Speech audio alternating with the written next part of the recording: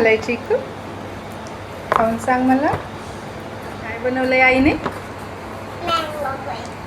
हो, तुला आवडली? तर तुम्हाला कळालंच असेल की आज आपण काय बनवतोय. तर इथे आपण बनवतोय मँगो कोकोनट बर्फी. चव एवढी भन्नाट आहे की काजू कतलीलाही मागे टाकते. हाय, हॅलो, नमस्ते, स्वागत आहे पुन्हा एकदा नवीन रेसिपीमध्ये. रेसिपीची पूर्ण इन्ग्रेडियंट लिस्ट व्हिडिओच्या शेवटी ॲड केलेली आहे. व्हिडिओ शेवटपर्यंत नक्की बघा. तर इथे मला 1 वाटी आंब्याच्या फोडी हव्या आहेत. 1 वाटी आंब्याच्या फोडी, 1 वाटी ओला नारळ साल काढून आणि 1 वाटी साखर घेतली. मिक्सरमधून बारीक पेस्ट करून घेऊयात. याच्यानंतर अर्धी वाटी फ्रेश मलाई घालायची आणि नंतर एकदा मिक्सरमधून फिरवून घेऊया.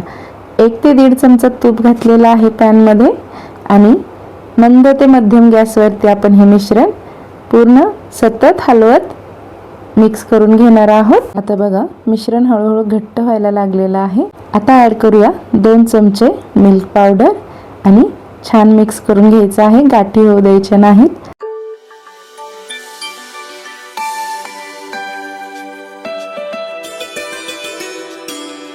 मिश्रण तयार आहे. गॅस बंद करूया. आता आपण हे काढून घेऊयात. तुम्ही इथे तूप लावलेल्या प्लेटमध्ये काढून घेऊ शकता. मी इथे केळीचं पान वापरलेलं आहे.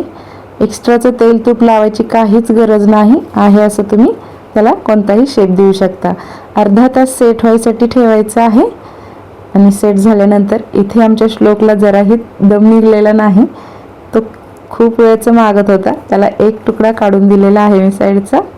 तर खूप सुंदर अशी बर्फी सेट झालेली आहे. कट करून घेऊया आणि बघा तुम्ही किती सुंदर वड्या पडलेल्या आहेत. एकदा घरी ही रेसिपी नक्की ट्राय करा. आणि तुम्ही एकदा बनवल्यानंतर दुसऱ्या वेळेस नक्की आवर्जून बनवणार याची मला खात्री आहे. एवढी छान लागते ही चवीला, एवढी सुंदर झालेली आहे. थोडंसं मी पिस्त्याने त्याला सजावट करून घेतलेली आहे. तर अशाच नवनवीन रेसिपीजसाठी चॅनलला सबस्क्राईब करायला विसरू नका. Bye bye. Bye bye.